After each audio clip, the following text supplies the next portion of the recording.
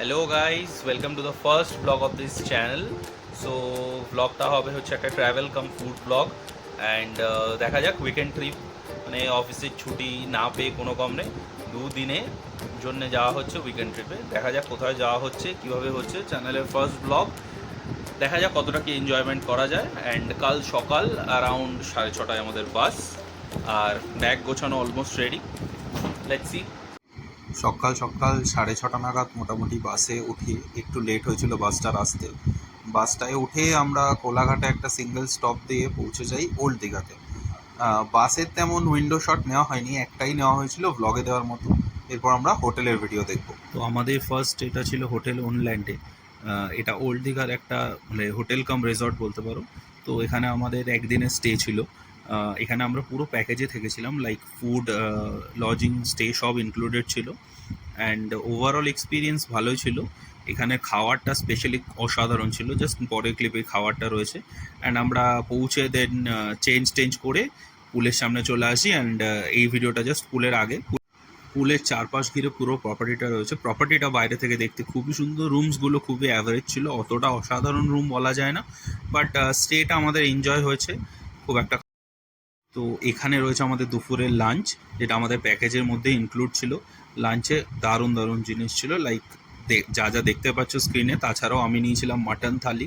And এখানে mutton, chicken, fish সবেরই option ছিল। তো তার সাথে সবজি, আলু পোস্ত, আলু ভাজা এই সব ছিল দুপুরে। তো একটা এলাহি আয়োজন ছিল। উপরে সব কাঁসা থালা গ্লাসে খাবার দাবার দেওয়া হয়েছিল। খাবার দাবারের টেস্ট অ্যান্ড কোয়ালিটি অসাধারণ ছিল। অ্যান্ড স্টাফের বিহেভিয়ারও খুব ভালো ছিল। সবাই ফটো তুলতে ব্যস্ত। অ্যান্ড খাওয়ার দাওয়ারের কোয়ালিটিতে তো কোনো কথা নেই। আর আমাদের ভীষণ খিদে পেয়ে গেছিলো, তো আমরা খুব একটা ওয়েট না করে সবাই মোটামুটি খেতে লেগে গেছি। সন্ধ্যাবেলার তেমন কিছু ভিডিও করা হয়নি, বৃষ্টি হচ্ছিল বলে আমরা বেরোতে পারিনি। ওভারঅল আমরা একটু তাড়াতাড়ি রাতের ডিনারে চলে এসেছিলাম। আর রাতের ডিনারটাও আমাদের প্যাকেজে ছিল। অ্যান্ড মেনুতে ছিল হচ্ছে fried rice, noodles and garlic chicken and chilli chicken. এইখানে গ্লাসগুলো পেপসি অ্যান্ড পপসি, এগুলো নিয়ে আমরা বহুত হাসাহাসি করেছি, সব ডুপ্লিকেট ব্র্যান্ডে দেওয়া গ্লাসে। অ্যান্ড আমরা সবাই একটু স্প্লিট স্প্লিট করে মানে rice, noodles and garlic chicken, chilli chicken সব কিছুই ট্রাই করেছি। অ্যান্ড রুটিও ছিল। তো এইগুলো মোটামুটি যে যা খেতে চেয়েছে তার তা খাবার। পরের দিন সকালবেলা আমরা সবাই মোটামুটি হোটেল থেকে চেক আউট করে চলে আসি হচ্ছে আমাদের নেক্সট ডেতে, যেটা ছিল হচ্ছে নিউ দীঘাতে। এটা ছিল একটু হচ্ছে একটু পশ হোটেলসগুলো যেখানে রয়েছে, অ্যারাউন্ড 4 স্টার 5 স্টার হোটেলসগুলো সেই এরিয়াতে। হোটেল ব্রিজ ছিল আমাদের second destination. It was a 4 star hotel. And সেটা খুবই অসাধারণ ছিল। হোটেলের ভেতরে স্টাফের বিহেভিয়ার অসাধারণ। এটা ছিল হচ্ছে হোটেলের breakfast cum eating area and রিসেপশনও বলতে পারো। তো পুরো এরিয়াটার একটা ওভারঅল 360 ভিউ। অ্যান্ড স্টাফের বিহেভিয়ার জাস্ট অসাধারণ ছিল। অ্যান্ড এই এরিয়াটা দেখিয়ে আমরা এবার রুমের দিকে এগোলাম। যে আমাদের রুমগুলো চেক ইন করতে একটু লেট হয়ে গেছিলো ইভেনচুয়ালি, কারণ রুমগুলো রেডি ছিল না।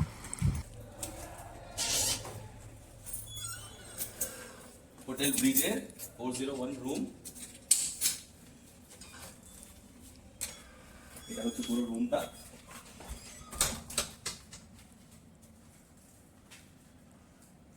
This is the entire room.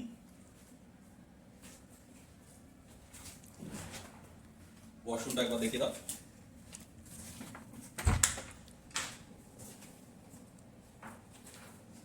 Not bad.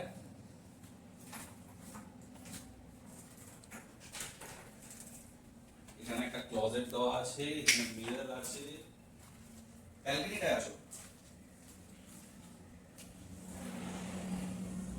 এখানে একটা বেশ বড় একটা ব্যালকনি আছে, বাট আনফর্চুনেটলি সি ভিউ নয় এটা। একটা ভালো ব্যালকনি আছে, বাট এরকম ফেসিং। অ্যান্ড এদিকে সিটা রয়েছে ওই সোজাসুজি। The room is actually nice.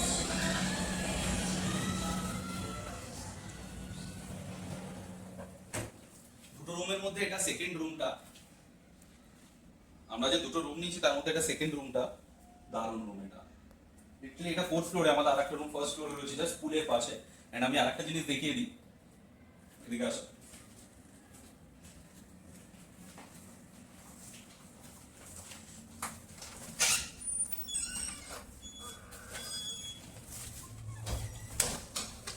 Just এখান থেকে বাইরের ভিউটা একবার দেখে নাও। এখানে নিচে পুল রয়েছে, বাইরের ভিউটা। পুলে যখন স্নান করতে যাব তখন আবার ভিডিও বানানো হবে নেক্সট ক্লিপের জন্য। আমরা এখন ব্রিজের রুমে আসছি। এখানে পুল রয়েছে, পুলটা রয়েছে, এইদিকে হচ্ছে আমাদের room.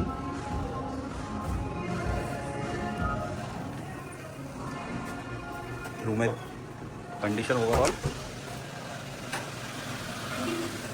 Washroom, double sided door না, আই ওয়াজ থিঙ্কিং দ্যাট। এটা হচ্ছে রুমের overall quality. Bridge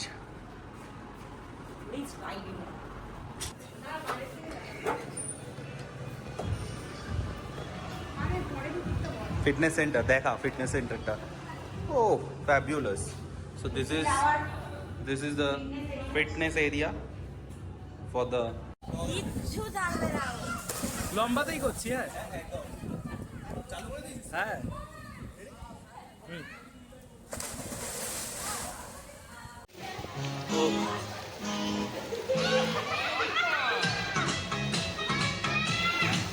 Olida, say hi. Hello guys. Nuasri.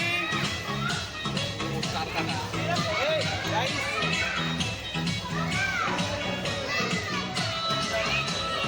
This is the pool of the bridge.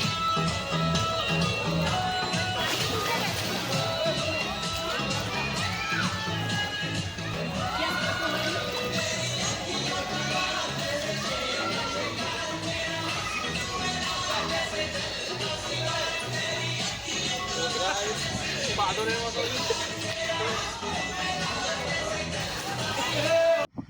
পুলে বহুত লাফালাফি করে অ্যান্ড ব্রিজের খাবার অ্যাফোর্ড না করতে পেরে আমরা চলে আসি টোটো করে হোটেল সোনার বাংলাতে। আদিও নয় অনাদিও নয়, নিউ দীঘায় একটাই সোনার বাংলা। তো হোটেল সোনার বাংলায় আমাদের লাঞ্চ ডেস্টিনেশন হয় for the second day. And overall table দেখে বোঝাই যাচ্ছে এখনও সব কিছু আসেনি টেবিলে অলরেডি, তাতেই পুরো টেবিল অলমোস্ট ভর্তি। এখানেও আমরা মিলস নিই অ্যান্ড অলরেডি 4টে বেজে গেছে, অর্ধেক খাবার আমরা পাইনি। তো যা যা পেয়েছিলাম সেখানে বিভিন্ন রকমের ফিশ ছিল, মানে পমফ্রেট, চিংড়ি। খাওয়া দাওয়া সেরে দুপুরে একটু রেস্ট নিয়ে আমরা চলে আসি সন্ধ্যাবেলা মন্দির দেখার জন্যে, যেটা হচ্ছে এখন দীঘার মেন ডেস্টিনেশন। বাট জগন্নাথ মন্দিরে সেই দিনটা ছিল রোববার, তো অস্বাভাবিক ভিড় ছিল। অ্যাটলিস্ট এই মানে মন্দিরের সামনে রোডটা দেখে বোঝাই যাচ্ছে কি লেভেলের লোকজন রয়েছে। আর আমরা গেছিলাম একদমই সন্ধ্যা আরতির সময়। প্রচণ্ড গরম, প্রচণ্ড বাজেভাবে ঘেমে গেছি লাইনে ঢুকতে ঢুকতে। এটা অনেক বড়। অলমোস্ট মন্দিরের কাছাকাছি চলে এসেছি, খুবই বাজেভাবে ঘেমে গিয়ে। আর প্রচণ্ড ভিড় রয়েছে, অ্যাকচুয়ালি প্রচণ্ড ভিড় চারদিকে। আজ সানডে, জামাই ষষ্ঠীর দিন। অস্বাভাবিক লোকের মনে ভক্তি রয়েছে জগন্নাথ ঠাকুরের প্রতি, সবাই চলে এসছে। লেটসি ঠাকুরকে দেখা যাক, ওই দেখা যাক।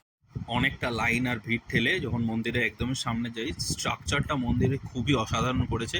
মানে দেখতে বাইরে থেকে মন্দিরটা যতটা সুন্দর, ভেতর থেকেও ততটা সুন্দর।